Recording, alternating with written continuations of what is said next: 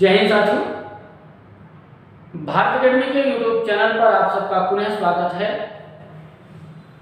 हम सब ने अपनी पिछली वीडियो में अध्ययन किया था विधेयक के बारे में। विधेयक कितने प्रकार के होते हैं, तो विधेयक प्रस्तुत करने के आधार पर विधेयक 2 प्रकार का होता है और पारित करने के आधार पर विधेयक 4 प्रकार का होता है। इस वीडियो में हम सब जानेंगे धन विधेयक के बारे में। तो आइए जानते हैं धन विधेयक।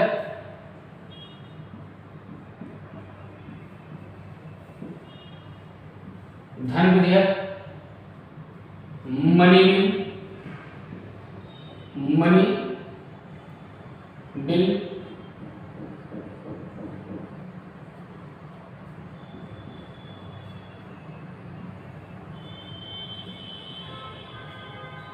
किस विधेयक को हम लोग धन विधेयक कहते हैं? तो ऐसा विधेयक जिसमें कर टैक्स के बारे में प्रावधान किया गया हो, टैक्स को लगा देने की बात, टैक्स को समाप्त करने की बात, टैक्स को बढ़ाने की बात, टैक्स को घटाने की बात।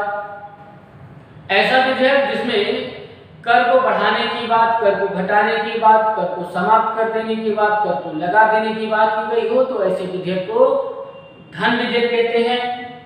ऐसा विधेयक जिसमें उधार की विधि जो भारत सरकार के उधार लेने के जो नियम कानून हैं उनमें यदि संशोधन की बात हो रही हो, तो ऐसे विधेयक को हम लोग धन विधेयक कहेंगे।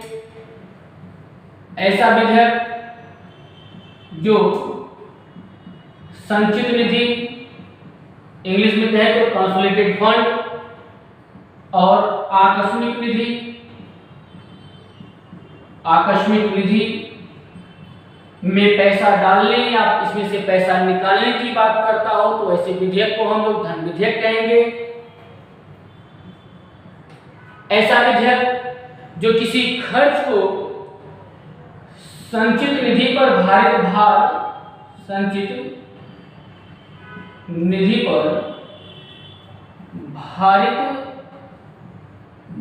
घोषित करता हो, तो ऐसे विधेयक को हम लोग धन विधेयक कहेंगे। संचित निधि पर भारित भार क्या होता है? भारत सरकार का जो भी पैसा होता है वो संचित निधि में होता है। संचित निधि से जो खर्च होते हैं वो खर्च 2 प्रकार के होते हैं। एक ऐसा खर्च जो फिक्स नहीं है, घटता और बढ़ता रहता है। दूसरा ऐसा खर्च जो फिक्स है। ऐसे खर्च को ही हम लोग बोलते हैं क्या? संचित निधि पर भारित भार।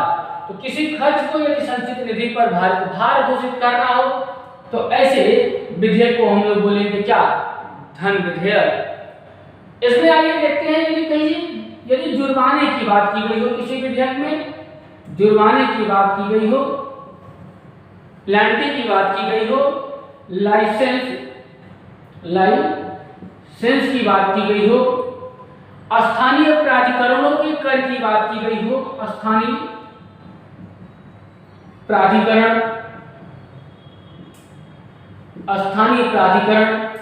के कर की बात की गई हो, जैसे मेले के कर की बात हो।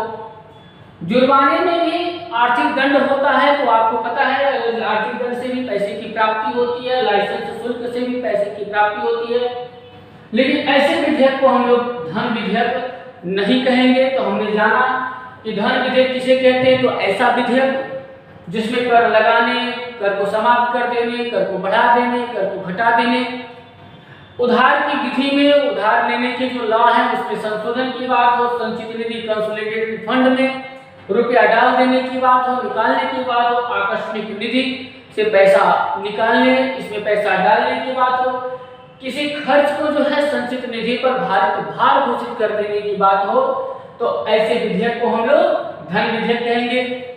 कौन से प्रकार के विधेयक को हम लोग धन विधेयक नहीं कहेंगे? तो ऐसा विधेयक जिसमें जुर्माना लगाने की बात किया जाता हो, जिसमें लाइसेंस शुल्क की बात की जाती हो, जिसमें स्थानीय प्राधिकरणों के कर की बात की जाती हो, तो ऐसे विधेयक को हम लोग धन विधेयक नहीं कहेंगे। आइए जानते हैं धन विधेयक से संबंधित कुछ और महत्वपूर्ण प्रावधानों के बारे में। कुछ महत्वपूर्ण तथ्य देखते हैं। जैसे धन विधेयक राष्ट्रपति की अनुमति से राष्ट्रपति की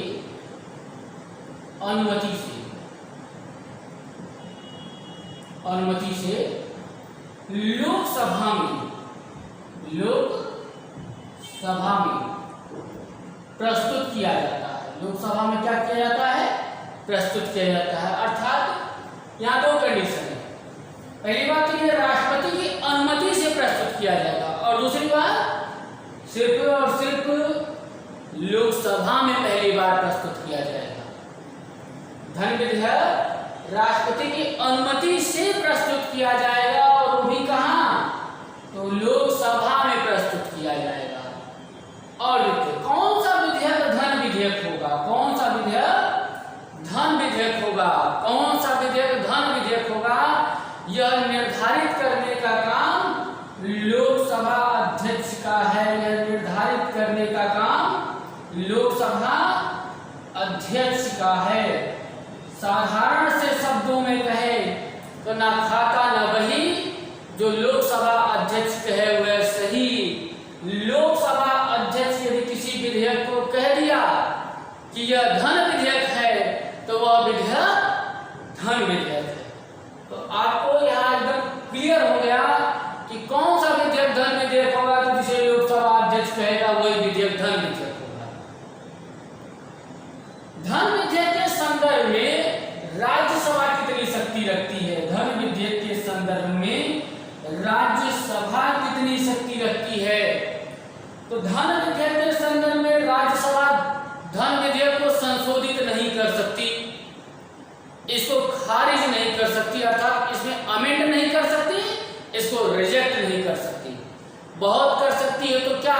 इसमें अमेंड करने के लिए रिकमेंडेशन कर सकती है, इसमें परिवर्तन के लिए सुझाव दे सकती है, लेकिन उस सुझाव को मानने के लिए लोकसभा बाध्य नहीं है।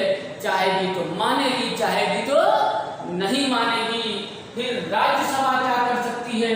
तो राज्यसभा इसे अधिकतम 14 दिनों तक अपने पास रख सकती है। 14 दिनों के बाद वह विधेयक यह मान लिया जाएगा कि राज्यसभा से क्या हो गया? तो राज्यसभा से पारित हो गया। राष्ट्रपति के पास क्या पावर है? क्योंकि राष्ट्रपति के पूर्व अनुमति से ही यह प्रस्तुत किया जाता है, इसलिए राष्ट्रपति के पास वीटो पावर नहीं होती है। राष्ट्रपति के पूर्व अनुमति से यह विधेयक क्या किया जाता है? प्रस्तुत किया जाता है।